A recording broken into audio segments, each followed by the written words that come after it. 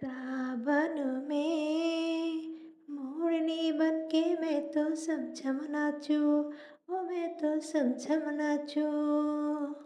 सावन में मोरनी बन के मैं तो समझम नाचूं, ओ मैं तो समझम नाचूं। सावरिया तेरी याद में, सावरिया तेरी याद में, तेरी चिट्ठियाँ बाँटूं हो सावन में। मोरनी बन के मैं तो छम छम नाचूं, ओ मैं तो छम छम नाचूं। आओ आओ जानम, प्यार का है ये मौसम, बनबाती बारिश में। आओ जरा भीगे हम, एक सपना लगता है आना तेरा। आऊंगी कहता है दिल मेरा। सावन में मोरनी बन के मैं तो छम छम नाचूं, ओ मैं तो छम छम नाचूं।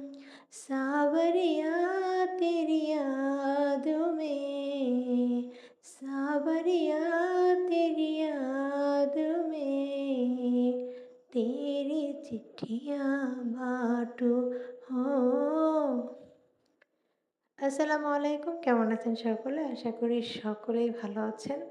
এই গানটা এবং এই শিল্পী একটা সময় সবার অনেক প্রিয় ছিল এবং সবখানেই বিয়ের অনুষ্ঠান বলেন, জন্মদিন বলেন, সবখানে এই শিল্পীর গান তখন অনেক বাজত। আমি এই কোন শিল্পীর গান গেয়েছি এটা যদি কেউ জেনে থাকেন অবশ্যই কমেন্টস করে জানাবেন। হ্যাঁ, আমি জানি আপনারা অনেকেই জানেন এই শিল্পী কে, তবুও আমি শুনতে চাচ্ছি যে কারোর মনে আছে কিনা।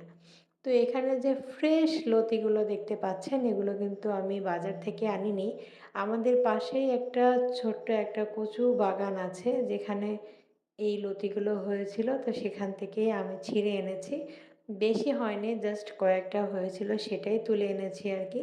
তো এটা হচ্ছে আমি শুটকি দিয়ে রান্না করব। কচুরলতি কিন্তু সবসময়ের জন্য চিংড়ি মাছ দিয়ে অনেক মজা লাগে। যারা হচ্ছে খুলনার মানুষ তারা কিন্তু এই লতি সবসময়ের জন্য নারকেল দিয়ে রান্না করে থাকে এবং নারকেল দিয়ে লতি খেতে অসম্ভব মজা। আপনারা যদি কেউ কখনো না খেয়ে থাকেন অবশ্যই নারকেলের দুধ করে চিংড়ি মাছ ভেজে এবং নারকেলের দুধ শুধু দুধটা দিবেন আর ভাজা চিংড়ি মাছগুলো দিয়ে কচুরলতি একসঙ্গে খুব সুন্দর করে কষিয়ে রান্না করবেন। কোনো প্রকার পানি দিবেন না, স্লো আঁচ করে দিবেন, দেখবেন খেতে একদম পুরা বিরিয়ানি ফেল। যারা লতি পছন্দ করে না তারাও অনেক পছন্দ করবে, এটা খেতে অনেক ভালো লাগে। তো আমার কাছে যেহেতু নারকেল আর চিংড়ি মাছ দুটার কোনোটাই ছিল না, তার জন্য হচ্ছে আমার কাছে একটু শুটকি ছিল সেটা দিয়ে হচ্ছে এটা রান্না করেছি এবং অনেক দিন পরে খেয়েছি, খেতে অসম্ভব মজা লেগেছে। ভিডিওটি ভালো লাগলে লাইক কমেন্ট শেয়ার করতে একদমই ভুলবেন না এবং আমার ইউটিউব চ্যানেল এবং ফেসবুক